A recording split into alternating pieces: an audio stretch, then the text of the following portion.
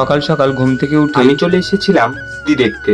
নদীতে নাকি খুব জল বেড়েছে। শোনা মাত্রই আমি ভাবলাম একটু ঘুরে দেখে আসা যাক। আজকের দিনটি ছিল জন্মাষ্টমী, এবার আমাকে বাজারে যেতে হবে, পুজোর কিছু জিনিস কিনতে হবে। দেরি না করে রওনা দিয়ে দিলাম বাজারের উদ্দেশ্যে। বাজারের যা অবস্থা, জিনিসপত্রের যা দাম বেড়েছে আর বলার ভাষা নেই।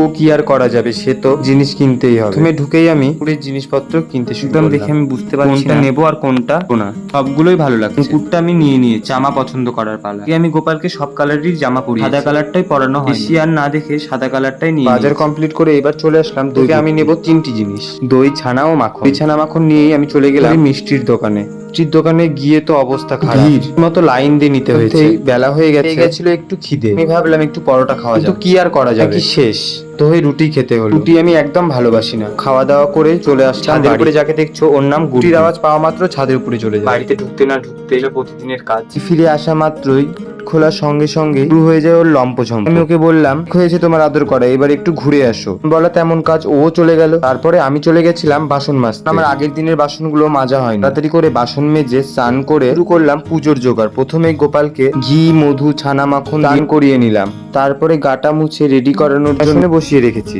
দেখছো এগুলো হলো গোপালের আজকের ড্রেস। দেরি না করে গোপালকে তাড়াতাড়ি রেডি করিয়ে নিলাম। এই দেখো আমি গোপালকে রেডি করিয়ে নিয়ে চলে এসেছি। আমাদের গোপালের আজকের সাজ কেমন লেগেছে জানাতে ভুলবেন। তারপরে আমি পুজো করেই বেরিয়ে পড়লাম সঙ্গীতাদির পার্লারের উদ্দেশ্যে। আজকে ছিল সঙ্গীতাদির নতুন পার্লারের ওপেনিং, তাই আমি দেরি না করে ঝটপট রেডি হয়ে বেরিয়ে পড়লাম। আমাকে যেতে বলেছিল 12টায়, কিন্তু এখন বাজে 12:30। হয়তো এতক্ষণে পুজো হয়ে গেছে। যাই হোক আমি তালা লাগিয়ে বেরিয়ে পড়লাম আমার আজকের গন্তব্যস্থলে। যেমন বলা তেমন কাজ, বলতে বলতেই পৌঁছে গেলাম সঙ্গীতাদির পার্লারে। এই দেখছো সঙ্গীতাদির পার্লারের মেন গেট। তাই আমি দেরি না করে তাড়াতাড়ি গেটটা খুলে উঠে গেলাম ওপরে, কারণ সঙ্গীতাদির পার্লারটা ফার্স্ট। যাই হোক লেট হলেও সমস্যা নেই, কারণ আমি ভেবেছিলাম পুজো হয়ে গেছে, বাট আমি ভুল। পুজো তো দূরের কথা, পুজোর জোগাড় পর্যন্ত হয়নি। তোমরা দেখছো সঙ্গীতাদি কেবল পুজোর জোগাড় করছে, আর ততক্ষণে আমি তোমাদের পার্লারটা একবার ভালোভাবে দেখিয়ে নিই। বলতে বলতে পুরোহিত মশাই চলে এসেছে, পুজো শুরু হয়ে গেছে।